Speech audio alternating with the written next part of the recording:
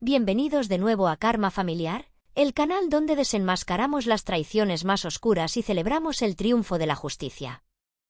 La historia de hoy te helará la sangre, y no es por el clima. Imagínense esto: mi propia hermana mayor puso joyas robadas en mi bolso para ocultar sus deudas de juego. Mi madre, la mujer que me dio la vida, en lugar de escucharme, gritó: «¿No críe a una ladrona en esta casa?», y me empujó a una tormenta de octubre, sin abrigo y, lo peor de todo, sin zapatos. Ella cerró la puerta con llave y apagó las luces, dejándome a merced del granizo. Pero lo que mi madre no sabía era que yo tenía una costumbre secreta: grabarlo todo. 3 horas después, cuando la policía la llamó desde el hospital, su rostro pasó de la furia al terror absoluto al escuchar su propia voz y la confesión de mi hermana en una grabación que cambiaría nuestras vidas para siempre. ¿Están listos para ver cómo se derrumba un imperio de mentiras? Comencemos. Todo terminó con un sonido. No fue un grito, ni un trueno, aunque ambos llenaban el aire esa noche. Fue un clic. Un sonido metálico, seco y definitivo. El sonido del cerrojo de seguridad de la puerta principal cerrándose desde adentro. Me quedé paralizada en el porche de hormigón. El frío de octubre en San Pedro no es una broma, es una entidad viva que busca colarse debajo de tu piel. Esa noche, la temperatura había bajado a 5 grados, y el cielo se había abierto para dejar caer una mezcla furiosa de lluvia y granizo pequeño. Bajé la mirada. Mis pies. Eso era lo único que podía mirar. Llevaba unos calcetines blancos de algodón, de esos baratos que venden en paquetes de 3 en el supermercado. Ya estaban empapados. El agua helada subía por mis tobillos, convirtiendo la tela en una segunda piel gélida y sucia. No tenía zapatos. Mis zapatillas deportivas, mis viejas y fieles compañeras, se habían quedado al otro lado de esa puerta de roble macizo. «¡Mamá!», grité, golpeando la madera con el puño cerrado. El dolor en mis nudillos fue inmediato, pero el pánico era más fuerte. «Mamá, por favor. Abre la puerta. No tengo zapatos». Silencio. O al menos, silencio humano. El viento aullaba entre los árboles decorativos del jardín delantero, y el granizo repiqueteaba contra el techo del porche como miles de canicas cayendo al mismo tiempo. «Priscila». Intenté de nuevo, con la voz quebrada. «Sé que estás ahí.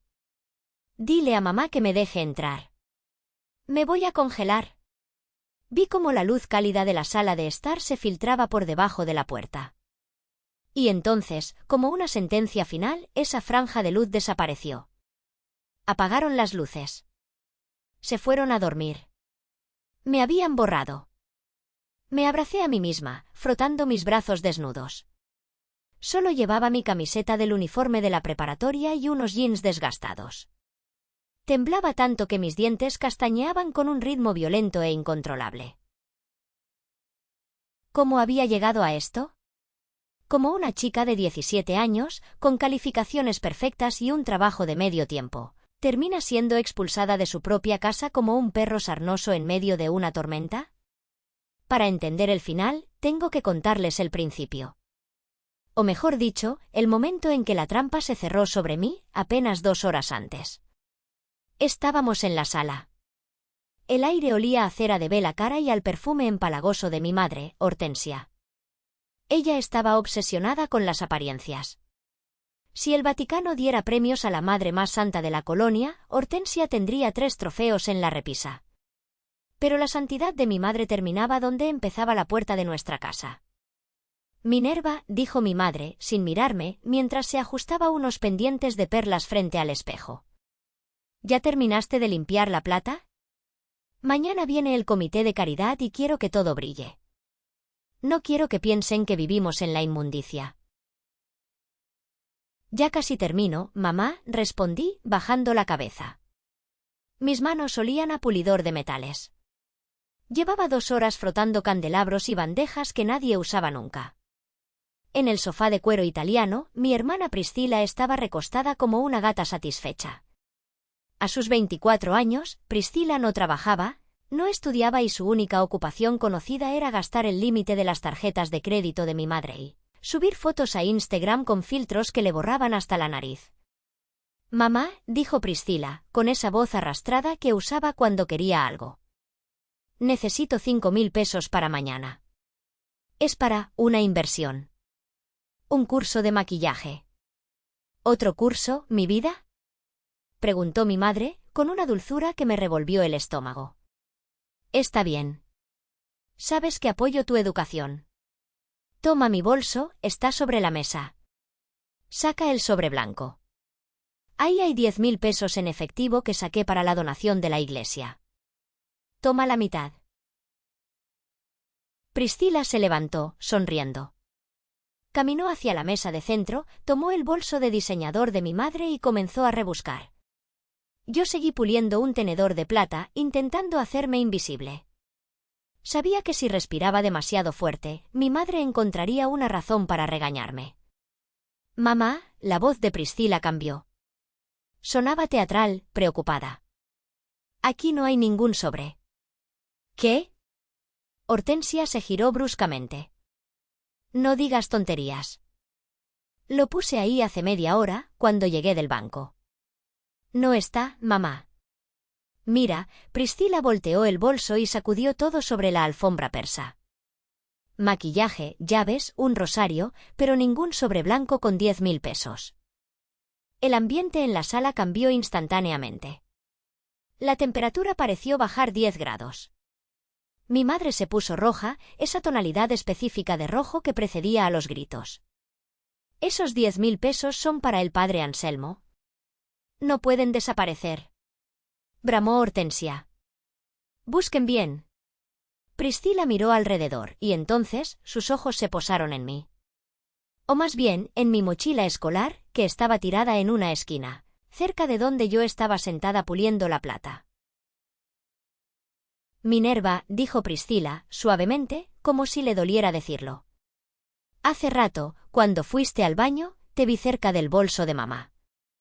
Pensé que estabas buscando un chicle o algo así, pero...». Sentí que la sangre se me helaba en las venas. Solté el tenedor. «¿Qué?», dije, con la voz temblorosa. «Estás loca. Yo no me he levantado de aquí en 2 horas». Pero ya era tarde. La semilla estaba plantada. Mi madre se giró hacia mí y en sus ojos no vi duda, ni pregunta. Vi odio. Un odio viejo, rancio, que llevaba años fermentándose. «Trae esa mochila», ordenó mi madre. «Mamá, por favor, yo no tengo nada que ver», supliqué, abrazando mi mochila contra mi pecho. Era una mochila vieja, con el cierre roto, llena de libros de texto y mis cuadernos de dibujo. «Dámela», gritó Hortensia, arrancándomela de las manos con una fuerza sorprendente.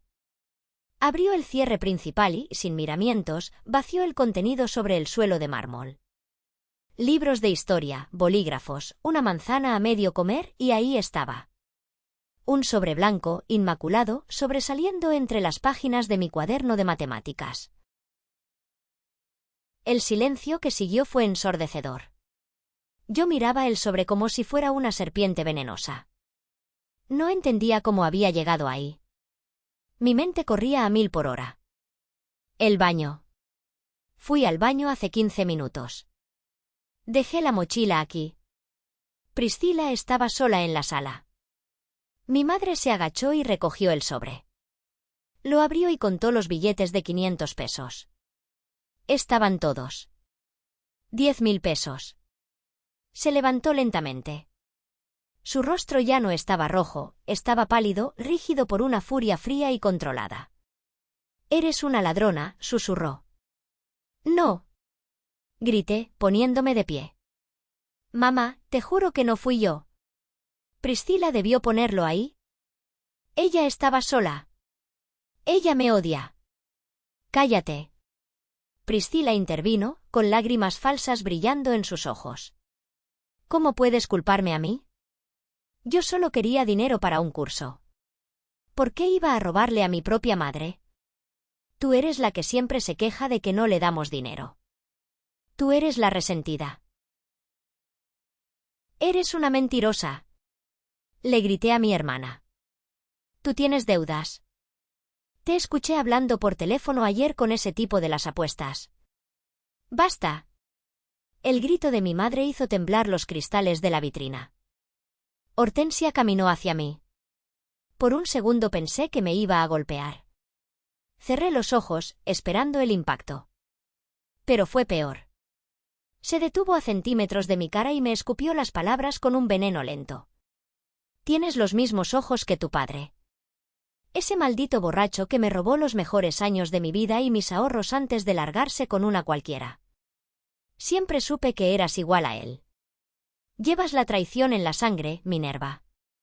Eres una manzana podrida. No soy como él, sollocé. Soy tu hija, mamá. Trabajo. Estudio. Nunca te he pedido nada. Y ahora me robas, dijo ella, ignorando mis palabras.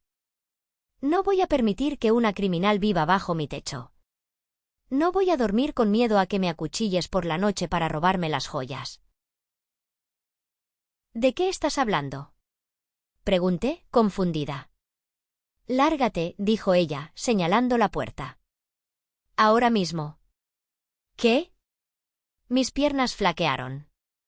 Mamá, son las 10 de la noche. Está granizando. No tengo a dónde ir. Debiste pensarlo antes de robarle a Dios y a tu madre. Fuera. Mamá, por favor, intenté agarrar su mano, pero ella se apartó como si yo tuviera lepra. Priscila, abre la puerta. Ordenó.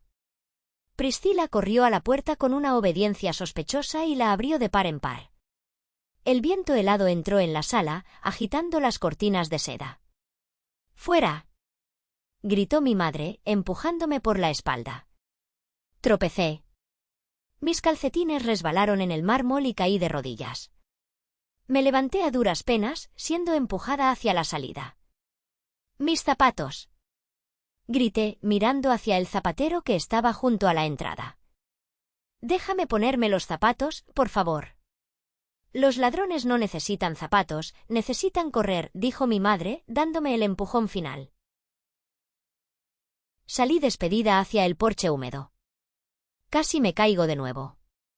Me di la vuelta justo a tiempo para ver la cara de mi madre. No había dolor en su rostro.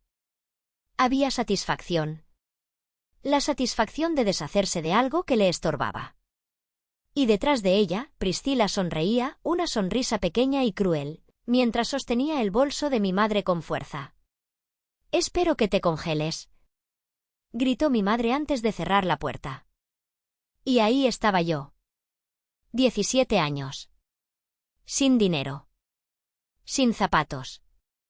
Y con el corazón roto en 1000 pedazos bajo una tormenta de granizo.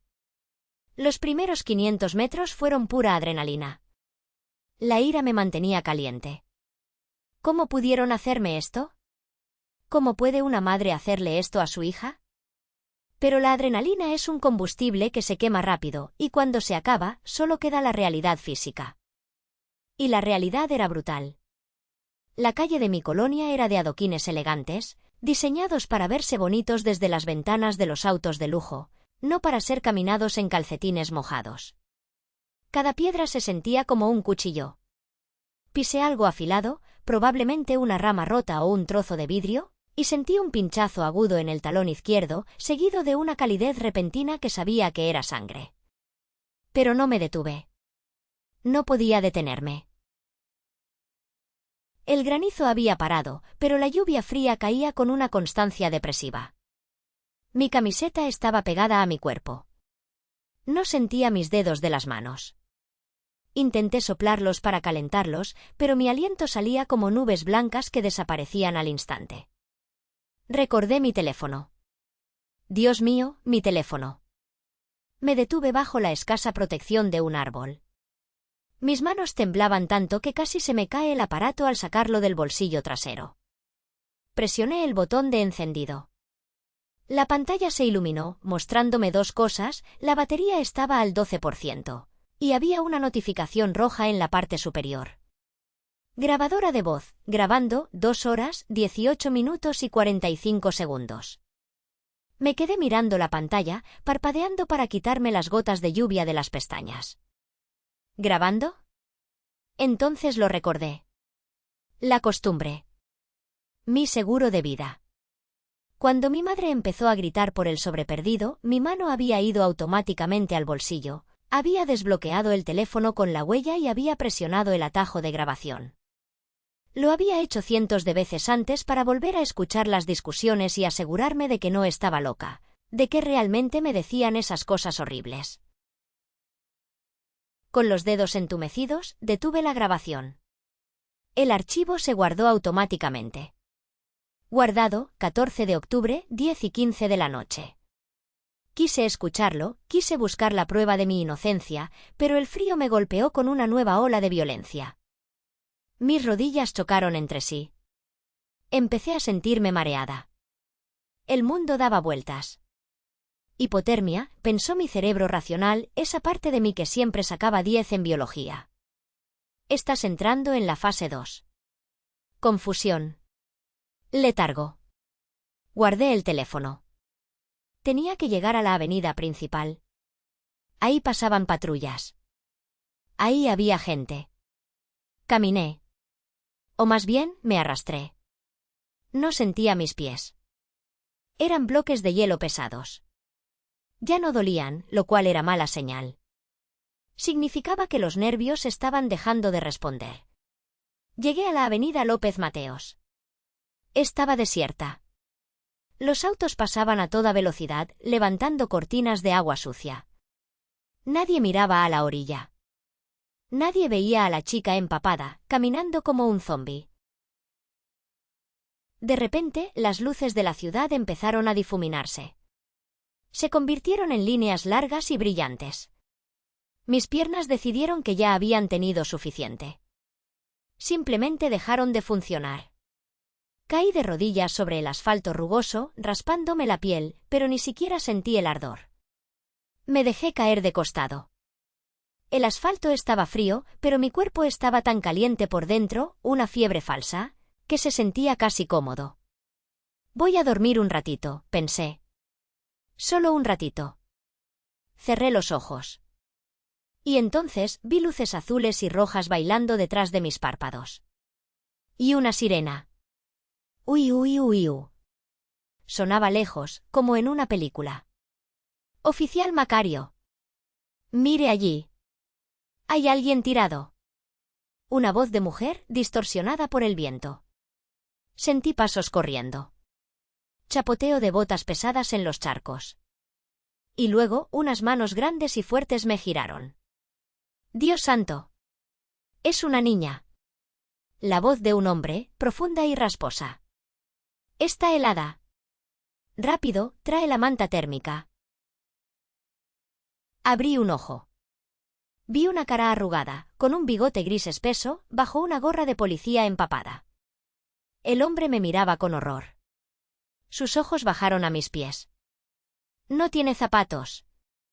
Maldita sea, quien deja salir a una chamaca sin zapatos en esta tormenta. Mamá, susurré. Apenas podía mover los labios. Mamá, cerró, ¿llave? ¿Qué dice? Preguntó la mujer policía. Dice que su madre cerró con llave. El oficial Macario apretó la mandíbula. Me levantó en sus brazos como si yo no pesara nada. Vamos al hospital. Ahora. Pon la calefacción al máximo. No se nos va a morir hoy. Me metieron en la parte trasera de la patrulla. El calor me golpeó, y con él, el dolor regresó, multiplicado por 1000. Empecé a gritar, pero no salía sonido. Todo se volvió negro. Desperté con un pitido rítmico. Bip. Bip. Bip. Olor a antiséptico. Sábanas ásperas pero calientes. Abrí los ojos. Estaba en una sala de urgencias, separada por cortinas de color verde pálido. Tenía una vía intravenosa en el brazo y un tubo de oxígeno en la nariz. Miren quién decidió volver al mundo de los vivos, dijo una voz familiar. Giré la cabeza. El oficial Macario estaba sentado en una silla de plástico, con un vaso de café humeante en la mano. Se veía cansado, pero sus ojos estaban alerta. ¿Dónde? Hospital General. Estuviste inconsciente 3 horas. Tu temperatura corporal bajó a 34 grados. Casi no la cuentas, muchacha. Intenté sentarme, pero él me hizo un gesto para que me quedara quieta. Tranquila. Estás a salvo. Soy el oficial Macario. Mi compañera encontró tu identificación en tu bolsillo trasero. Minerva, ¿verdad? 17 años. Asentí. Entonces recordé todo. La vergüenza me inundó. Tengo que irme. No tengo dinero para pagar esto, no te preocupes por eso ahora. El Estado se hace cargo en casos en casos como este. Macario se inclinó hacia adelante, su expresión se volvió seria. Minerva, tenemos que llamar a tus padres. Eres menor de edad. Pero antes de hacerlo, necesito que me expliques qué pasó. ¿Por qué estabas caminando descalza en una tormenta? Y no me digas que te escapaste, porque nadie se escapa sin zapatos. Tragué saliva. Me dolía la garganta. Mi madre me echó. Dijo que le robé 10.000 pesos. Pero yo no fui. Fue mi hermana. Ella me tendió una trampa. Macario asintió lentamente, como si ya hubiera escuchado historias similares 1000 veces en sus 30 años de servicio. Te echó. Así nada más. Sin dejarte ponerte zapatos. Sí. Macario suspiró y se frotó la cara. Bueno, eso es un delito, Minerva. Se llama abandono de menor y puesta en peligro. Pero necesito pruebas. Tu madre seguramente dirá que te escapaste, que eres rebelde, es lo que siempre dicen. Tengo pruebas, dije, mi voz ganando un poco de fuerza. Mi teléfono. Macario señaló la mesa de noche. Mi teléfono estaba allí, conectado a un cargador. Estaba apagado cuando te encontramos. Lo pusimos a cargar. Hay una grabación, dije. Yo grabo todo. Tengo miedo de ellas. Grabé todo lo que pasó esta noche. Y creo que grabé algo más. Macario frunció el ceño. Tomó el teléfono y me lo pasó. Lo desbloqueé con dedos temblorosos. Busqué el archivo 14 de octubre. Duraba 2 horas y 18 minutos. Oficial, escuche esto. Pero no escuche el final. Escuche el principio. Cuando yo salí de la sala para ir al baño. Debe ser alrededor de la marca de 1 hora y 40 minutos. Macario tomó el teléfono. Subió el volumen. Se escuchó el ruido ambiente de mi casa. Luego, el sonido de mis pasos alejándose. Y entonces, el silencio de la sala vacía. Pero no estaba vacía. De repente, la voz de Priscila salió del pequeño altavoz. Clara. Nítida. Sí, bueno, ya se fue la estúpida al baño, decía Priscila. Parecía estar hablando sola o con alguien por teléfono con manos libres. Escucha, Carlos, ya tengo la lana. Se la saqué a la vieja de su bolsa. 10.000 pesitos. Con esto cubro los intereses de esta semana, ¿no? Sí, ya sé que debo más, pero dame chance. Macario levantó las cejas. No, no se va a dar cuenta. O sea, sí se va a dar cuenta, pero tengo un plan. Le voy a echar la culpa a la mustia de Minerva. Ya puse el sobre en su mochila. Mi mamá está tan ciega con lo de que Minerva se parece a su papá que se va a tragar el cuento completito. Ja, ja. Es perfecto. Mato 2 pájaros de un tiro. Me deshago de la deuda y me deshago de la hermana molesta. Necesito su cuarto para mis cosas. La grabación continuó con el sonido de ella manipulando mi mochila. El oficial Macario detuvo la grabación. Se quedó mirando el teléfono como si fuera una pepita de oro. Hija de la gran, murmuró, deteniéndose antes de soltar una grosería. Esto no es solo una prueba, Minerva. Esto es una confesión completa. Robo. Difamación. Y muestra la premeditación de tu hermana. Luego, adelantó la grabación hasta el final. Escuchó los gritos de mi madre. Escuchó el sonido de los golpes. Escuchó mi súplica, mis zapatos. Déjame ponerme los zapatos. Y la respuesta de mi madre, los ladrones no necesitan zapatos. Y finalmente, el clic de la puerta. Macario se puso de pie. Su rostro estaba rojo de ira contenida. Bien, dijo, ajustándose el cinturón de su uniforme. Muy bien. Minerva, voy a hacer una llamada. Voy a llamar a tu madre. No. Dije, sintiendo pánico. Ella vendrá y me hará daño. Oh, ella vendrá, sí. Pero no te va a hacer daño. No mientras yo respire, Macario sonrió, una sonrisa de lobo que ha acorralado a su presa. No le voy a decir que tengo esta grabación. Solo le voy a decir que estás aquí y que tiene que venir a identificarte. Vamos a dejar que ella misma cabe su propia tumba. Sacó su radio. Central, aquí Macario. Necesito una unidad de servicios infantiles en el Hospital General. Y avisen al Ministerio Público. Tenemos un caso de flagrancia. Ah, y que vengan preparados. Esto va a ser un espectáculo. Macario me miró y me guiñó un ojo. Prepárate, chamaca. Vas a ver la cara de tu madre ponerse de todos los colores. El reloj de pared marcaba las 3:15 de la madrugada. El hospital estaba en ese silencio inquietante que solo se rompe por toses lejanas y el zumbido de las máquinas. Macario marcó el número de casa que aparecía en mis contactos. Puso el altavoz para que yo pudiera escuchar. Tú, ¿bueno? La voz de mi madre sonaba pastosa, irritada por haber sido despertada. ¿Señora Hortensia? Habla el oficial Macario de la Policía Municipal. Hubo una pausa. ¿Qué hizo ahora? Preguntó ella. Ni un ¿está bien? Ni un ¿qué pasó? Directamente a la acusación. ¿Se refiere a su hija, Minerva? Preguntó Macario con una calma glacial. Sí, Minerva. Si la arrestaron por robar, que se quede ahí. No voy a ir a sacarla. Que aprenda la lección. Macario apretó el teléfono con tanta fuerza que sus nudillos se pusieron blancos. Señora, no la arrestamos. La encontramos inconsciente en la carretera federal.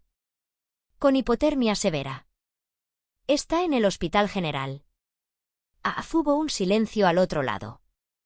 No de preocupación, sino de cálculo. ¿Está viva? Apenas. Necesitamos que venga. Hay trámites legales. Y traiga su identificación. Ay, oficial, ¿es necesario ir ahora? Está lloviendo horrible y, señora, la voz de Macario tronó, haciendo que una enfermera que pasaba se sobresaltara. Su hija menor de edad está en urgencias. Si no se presenta en 30 minutos, enviaré una patrulla a buscarla por obstrucción de la justicia y negligencia parental. ¿Me explico? Está bien, está bien. Ya voy. ¡Qué fastidio! Hortensia colgó. Macario me miró. ¡Qué fastidio!, repitió él, incrédulo. Esa mujer no tiene sangre en las venas, tiene hielo. 35 minutos después, escuché el taconeo. Incluso a las 3 de la mañana, para venir a ver a su hija moribunda, mi madre se había puesto tacones. Entró en la sala de urgencias como si fuera la dueña del lugar, con su abrigo de piel sintética y Priscila arrastrándose detrás de ella, con gafas de sol oscuras para ocultar que no llevaba maquillaje. ¿Dónde está?, preguntó Hortensia a la enfermera de recepción, con ese tono altivo que usaba con el servicio doméstico. Macario salió de detrás de la cortina. Por aquí, señora. Mi madre entró en mi cubículo. Al verme conectada a los cables y con la cara pálida, no mostró compasión. Hizo una mueca de disgusto.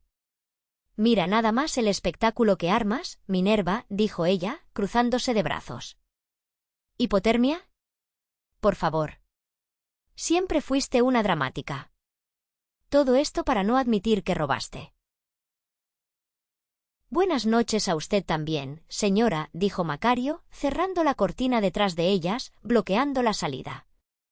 Oficial, quiero dejar claro que esta niña ya no vive en mi casa, dijo mi madre. La eché porque es una ladrona. Robó 10.000 pesos. Tengo testigos. Mi hija mayor, Priscila. Priscila asintió, bostezando. Sí, yo la vi. Tenía el dinero en su mochila. Macario asintió lentamente, sacando su libreta. Entiendo. Entonces, usted admite que echó a su hija de 17 años a la calle, durante una tormenta, a las 10 de la noche? Era necesario por la seguridad de la casa, dijo Hortensia, levantando la barbilla. Tengo derecho a proteger mi propiedad. ¿Y le permitió llevarse zapatos o abrigo? Preguntó Macario, señalando la bolsa de plástico transparente al pie de mi cama donde estaban mis calcetines sucios y ensangrentados. Hortensia miró la bolsa y luego miró a Macario. No hubo tiempo. Ella salió corriendo, mintió. Eso no es verdad, dije, mi voz ronca pero firme. Tú me empujaste. Y Priscila se rió.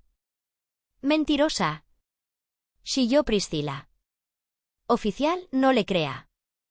Es una manipuladora patológica. Macario sonrió. Era el momento. Es curioso que mencione la manipulación, señorita Priscila. Porque en este trabajo uno aprende que la gente miente, pero la tecnología no. Macario sacó mi teléfono del bolsillo de su uniforme. Encontramos esto en el bolsillo de Minerva. Estaba grabando. La cara de Priscila palideció instantáneamente. Se quitó las gafas de sol, revelando unos ojos llenos de miedo. ¿Grabando? Preguntó Hortensia, confundida. Sí. Una grabación muy interesante. Especialmente la parte donde Minerva no estaba en la habitación. Macario presionó play. La voz de Priscila llenó el pequeño cubículo, resonando contra las paredes estériles. Escucha, Carlos, ya tengo la lana. Se la saqué a la vieja de su bolsa. Le voy a echar la culpa a la mustia de Minerva. Mi mamá está tan ciega. Hortensia se quedó congelada. Su boca se abrió ligeramente. Giró la cabeza lentamente hacia su hija favorita, su niña de oro. Priscila, susurró Hortensia. Es falso. Gritó Priscila, retrocediendo hacia la pared. Es inteligencia artificial. Minerva lo editó. La grabación continúa, señora, interrumpió Macario implacable. Escuchemos el final. El audio avanzó a los gritos. Los ladrones no necesitan zapatos. La voz de Hortensia. Innegable. Cruel. Macario detuvo el audio. El silencio en la habitación era pesado, sofocante. Señora Hortensia, dijo Macario, su voz dura como el acero. Usted acaba de confesar ante un oficial de policía que expulsó a una menor sin protección. Y acabamos de escuchar a su hija mayor confesar el robo por el cual usted casi mata a su hija menor. Hortensia miraba a Priscila con una expresión que nunca había visto. No era ira. Era algo peor, era la comprensión de que su imagen perfecta se había roto para siempre. «Me robaste», dijo Hortensia a Priscila. «¿Me robaste a mí? ¿Para pagar apuestas?» «Mamá, Priscila empezó a llorar, pero esta vez eran lágrimas de verdad, lágrimas de alguien que sabe que está acorralado. «Suficiente». Macario abrió la cortina. «Oficiales, pasen». 2 policías uniformados entraron. «Señora Hortensia, queda detenida por los cargos de abandono de menor, violencia familiar y puesta en peligro de la vida. Señorita Priscila, usted viene con nosotros por robo, falsedad de declaración y difamación». «No puede hacerme esto», gritó Hortensia cuando le pusieron las esposas. «Soy una mujer respetable. Tengo una reputación». «Su reputación se acabó en el momento en que cerró esa puerta anoche, señora», dijo Macario. «Mientras se llevaban a mi madre y a mi hermana, gritando y llorando, vi a alguien más entrar en la sala de urgencias. Alguien que corría hacia mí con los brazos abiertos. Era mi tía Inés. La hermana de mi madre. La única persona cuerda de la familia. Minerva. Dios mío, niña. Tía Inés me abrazó, llorando. El oficial me llamó. Ya sé todo. Ya sé lo que hicieron esas brujas. Tía, me aferré a ella, sintiendo por fin un calor que no venía de una manta eléctrica. Ya pasó, mi amor. Ya pasó. Y te tengo una noticia. Inés se separó un poco, secándose las lágrimas y mirándome con una seriedad intensa. Ellas creen que van a salir bajo fianza y volver a casa. Pero no saben lo que yo sé. No saben lo que dice el testamento de la abuela. ¿El testamento? Pregunté, confundida. Pero la abuela murió hace 5 años. La casa es de mamá. Tía Inés sonrió, una sonrisa feroz. No, mi vida. La abuela sabía cómo era Hortensia. Dejó la casa a tu nombre en un fideicomiso. Tu madre solo tenía derecho a vivir ahí mientras fuera tu tutora y te cuidara. Hay una cláusula específica: si la tutora comete actos de negligencia o daño contra la beneficiaria, pierde todo derecho de usufructo y debe desalojar la propiedad inmediatamente. Mis ojos se abrieron como platos. Eso significa que esa casa es tuya, Minerva. Y con el reporte policial de esta noche, tu madre acaba de firmar su propia orden de desalojo. La revelación de tía Inés cayó en la habitación del hospital como una bomba atómica silenciosa. Mi madre, Hortensia, que segundos antes gritaba exigiendo respeto, ahora parecía haberse encogido 10 centímetros. Su boca se abría y cerraba, pero no salía ningún sonido, como un pez sacado del agua. Eso no es posible, balbuceó finalmente Hortensia, aferrándose al borde de la camilla donde yo yacía, como si necesitara soporte físico. Mamá me dejó la casa a mí. Yo soy su hija. Tú eres su hija, sí, dijo tía Inés, sacando una carpeta de cuero azul de su bolso. Pero mamá te conocía mejor que nadie, Hortensia. Sabía que tu vanidad siempre sería más grande que tu amor maternal. Por eso creó el fideicomiso Segunda Oportunidad. Inés abrió la carpeta y sacó un documento notariado con sellos oficiales que parecían brillar bajo la luz fluorescente. Aquí está, cláusula 4, párrafo 2. Leo textualmente: la propiedad ubicada en la calle Paseo de los Virreyes número 420, será usufructuada por mi hija Hortensia mientras ésta actúe como tutora legal responsable y amorosa de mis nietas. En caso de que se demuestre negligencia, abuso, o cualquier acto que ponga en peligro la integridad física o emocional de cualquiera de las beneficiarias menores de edad, la administración y posesión del inmueble pasarán inmediatamente a la siguiente tutora designada, Inés, hasta que la nieta afectada cumpla la mayoría de edad, momento en el cual la propiedad pasará a ser de su exclusiva titularidad. Inés cerró la carpeta con un golpe seco. El reporte policial de esta noche, donde consta que echaste a Minerva a una tormenta sin zapatos, es la prueba definitiva de negligencia y peligro. Acabas de activar la cláusula, hermana. La casa ya no es tuya. Nunca lo fue realmente. Solo eras una invitada que se comportó muy mal. Hortensia se giró hacia el oficial Macario, buscando un aliado, una salida, cualquier cosa. Oficial, esto es un asunto civil. Usted no puede, señora, la interrumpió Macario, con una satisfacción apenas disimulada. Tiene razón, la casa es un asunto civil. Pero el abandono de menor es un asunto penal. Y tengo órdenes de llevarla a la comisaría ahora mismo para que rinda su declaración. Y créame, con la grabación que tengo en este teléfono, el juez no va a ser muy comprensivo. Los dos oficiales uniformados avanzaron. El sonido de las esposas metálicas al cerrarse alrededor de las muñecas de mi madre fue el segundo sonido más satisfactorio de mi vida, solo superado por la voz de mi tía defendiéndome. «No me toquen. Soy una dama», gritaba Hortensia mientras la escoltaban fuera del cubículo. Su abrigo de piel sintética resbaló de sus hombros y cayó al suelo sucio del hospital. Nadie se molestó en recogerlo. Priscila, que había estado extrañamente callada, intentó escabullirse detrás de los policías. Un momento, señorita inversora, dijo Macario, bloqueándole el paso. Usted también viene. Tenemos que hablar sobre ese robo de 10.000 pesos y la denuncia falsa. Ah, y vamos a revisar sus antecedentes financieros. Algo me dice que esas deudas de juego de las que hablaba en la grabación son solo la punta del iceberg. Priscila me miró por última vez. Ya no había arrogancia en sus ojos, solo un terror puro y egoísta. Minerva, diles que fue una broma, suplicó, con la voz temblorosa. Diles que estábamos jugando. Soy tu hermana. Tu sangre. La miré desde mi cama. Me dolía todo el cuerpo. Mis pies estaban vendados y palpitaban con un dolor sordo. Pero mi mente estaba clara como el cristal.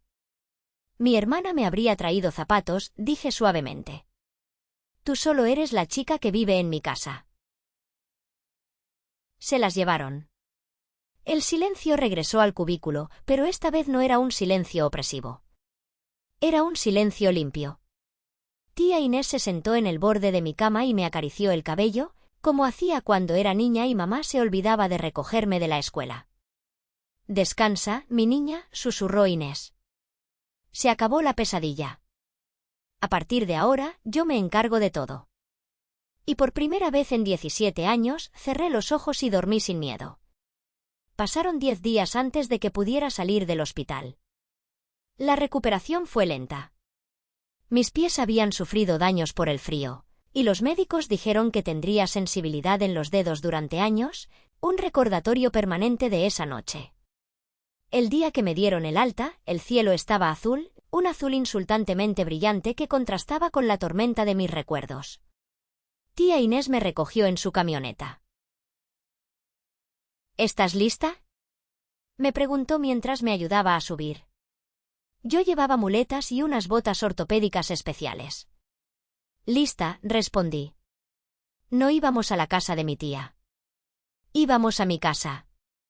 Hortensia y Priscila habían sido liberadas bajo fianza 48 horas después de su arresto, gracias a un abogado costoso que pagaron hipotecando el auto de Priscila.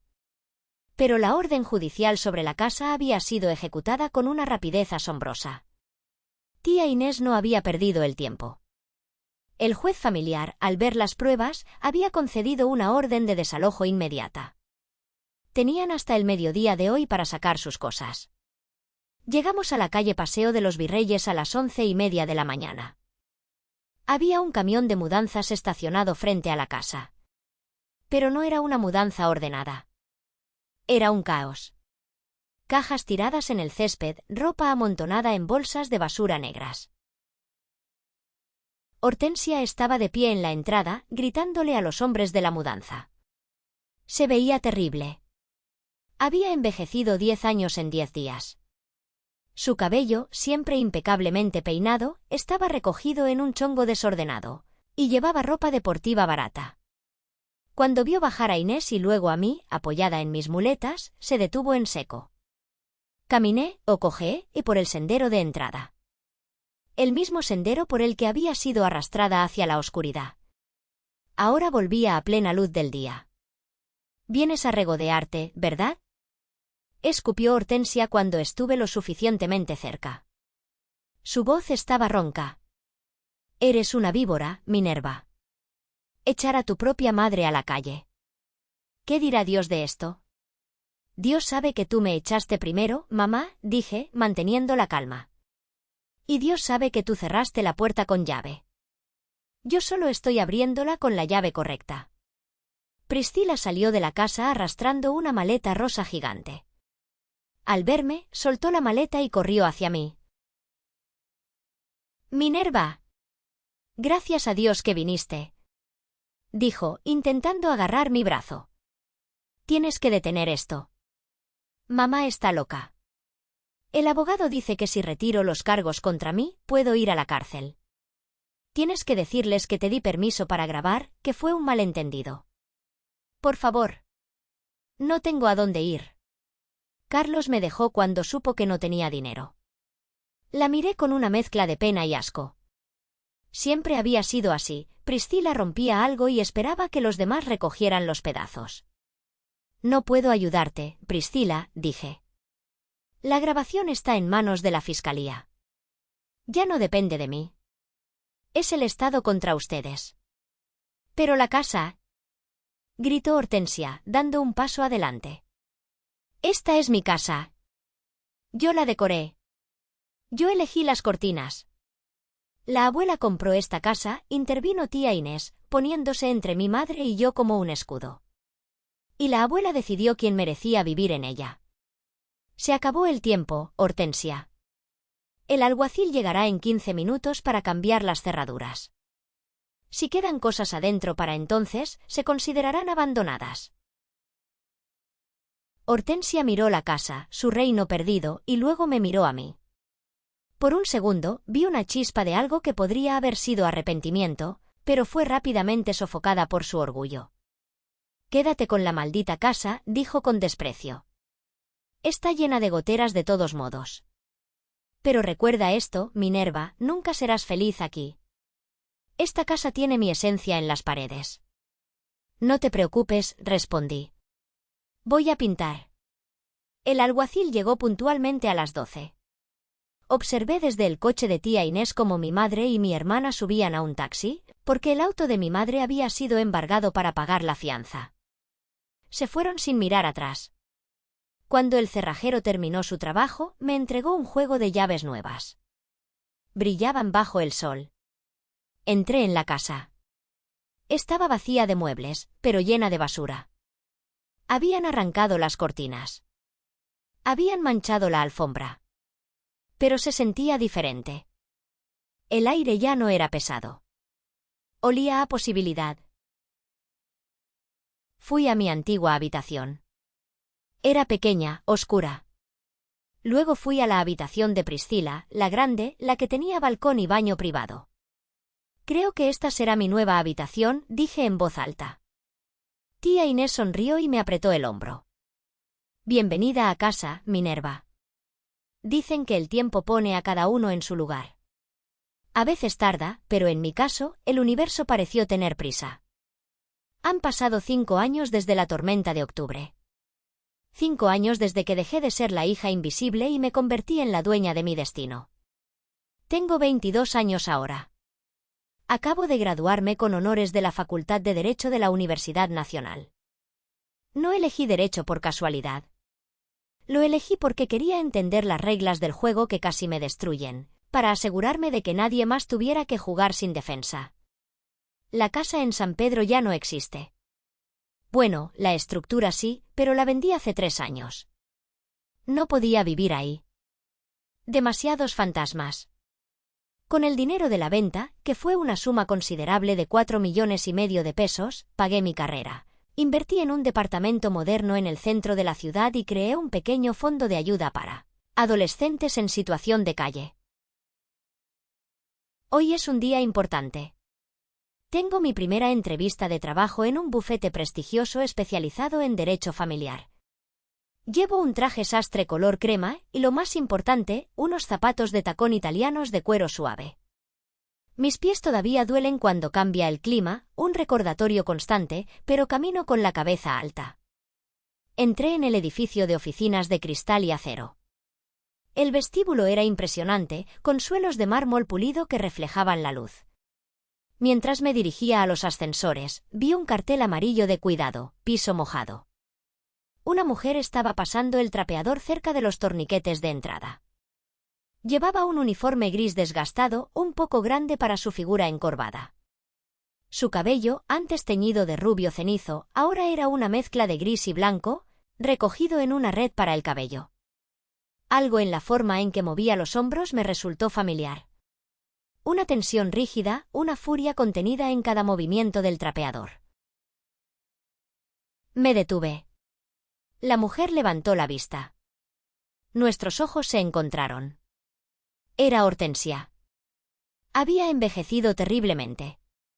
Las líneas alrededor de su boca, que antes eran de desprecio, ahora eran surcos profundos de amargura. Sus manos, que solían estar manicuradas y llenas de anillos, estaban rojas y agrietadas por el agua y los químicos de limpieza. Se quedó paralizada, apoyada en el palo del trapeador. Sus ojos recorrieron mi traje, mi bolso de cuero y finalmente mis zapatos. Minerva, graznó. Su voz sonaba oxidada.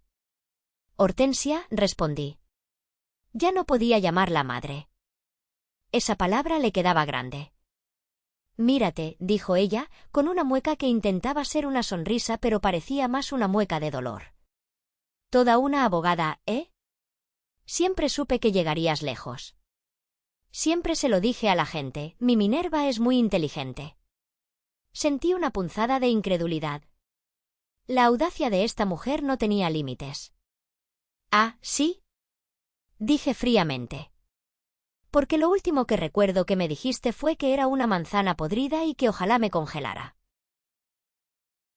Hortensia bajó la mirada, jugueteando con el borde de su uniforme. Estaba estresada, mija. Tú sabes cómo es la vida. Cometí errores. Todos cometemos errores. Pero la sangre es la sangre. Dio un paso hacia mí, extendiendo una mano sucia. He tenido mala suerte, Minerva. Priscila, esa desgraciada, se fue a Tijuana con un hombre y me dejó con todas las deudas legales. Perdí todo. Vivo en un cuarto compartido en la zona este. A veces no tengo ni para comer. Esperó a que yo dijera algo. Esperó a que la hija obediente y necesitada de afecto que yo solía ser, sacara la chequera y la salvara. Pensé que si te veía, tal vez podríamos empezar de nuevo, continuó ella, sus ojos llenándose de lágrimas calculadas. Soy tu madre. Te di la vida. ¿No tienes algo de piedad? Miré el reloj en mi muñeca. Faltaban 10 minutos para mi entrevista. Metí la mano en mi bolso. Los ojos de Hortensia brillaron con codicia. Saqué un billete de 20 pesos. Toma, dije, extendiéndoselo. Ella lo miró, confundida y ofendida. ¿20 pesos? ¿Qué voy a hacer con esto? Es para el camión, dije, manteniendo mi voz neutral.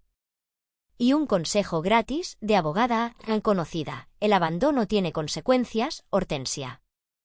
Tú elegiste a tu hija favorita y ella te abandonó. Tú me echaste a mí y yo aprendí a caminar sola. No me debes nada y yo no te debo nada. Ni siquiera rencor. Dejé caer el billete sobre el cubo de agua sucia del trapeador. Que tengas buen día. Procura secar bien el piso, no queremos que nadie resbale. Me di la vuelta y caminé hacia los ascensores. Escuché que ella gritaba algo a mis espaldas, algo sobre ser una ingrata y una hija desnaturalizada, pero las puertas del ascensor se cerraron, silenciando su voz para siempre. Subí hacia el piso 40, hacia el cielo, hacia mi futuro. Y por primera vez, mis pies no me dolieron en absoluto. Esa noche, cuando regresé a mi apartamento, salí al balcón. Empezaba a llover. Una lluvia suave de primavera, muy diferente a la tormenta de granizo de hace 5 años. Me senté con una taza de té y pensé en el concepto del karma. Mucha gente piensa que el karma es venganza. Piensan que es ver a tus enemigos sufrir. Y admito que hubo una satisfacción oscura al ver a mi madre limpiar pisos, el mismo trabajo que ella consideraba indigno para ella y adecuado para mí. Pero el verdadero karma no se trata de lo que les pasa a ellos. Se trata de lo que te pasa a ti. El karma de mi madre fue quedarse sola con su propia amargura. Su castigo no es ser pobre. Su castigo es saber que tuvo una hija que la amaba y la empujó lejos con sus propias manos. Y mi karma fue esa tormenta. Si ella no me hubiera echado esa noche, yo seguiría allí. Seguiría siendo la sirvienta de mi hermana. Seguiría creyendo que no merecía nada. Seguiría poniendo excusas para su crueldad.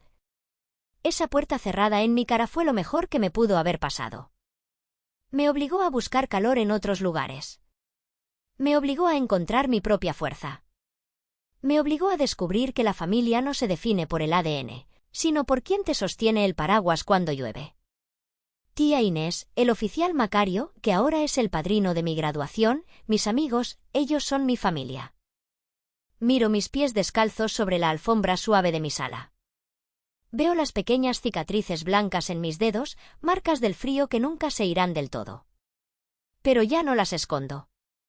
Son mis medallas de guerra. Son la prueba de que sobreviví al invierno más largo de mi vida y llegué a la primavera. A veces, la vida tiene que romperte el corazón para abrirte los ojos. A veces, tienes que perder los zapatos para aprender a pisar fuerte. Ahora que conocen toda mi historia, quiero preguntarles algo muy serio, y necesito que sean honestos conmigo en los comentarios. ¿Fui demasiado cruel al dejar a mi madre con solo 20 pesos, sabiendo que vive en la pobreza? ¿Debería haberla perdonado porque es mi madre, como dice la sociedad? ¿O creen que hay acciones que rompen el vínculo sagrado de la maternidad para siempre? Si ustedes estuvieran en mis zapatos o en mis calcetines mojados, ¿habrían hecho lo mismo? Los leo a todos. Muchas gracias por escuchar la historia de Minerva en Karma Familiar. Si esta historia te hizo sentir algo, rabia, tristeza o satisfacción, por favor dale un me gusta al vídeo y compártelo con alguien que necesite saber que siempre hay luz después de la tormenta. Suscríbete y activa la campanita de notificaciones, porque en el próximo vídeo traeremos una historia sobre una herencia millonaria y una prueba de ADN que nadie vio venir. ¡Hasta mañana!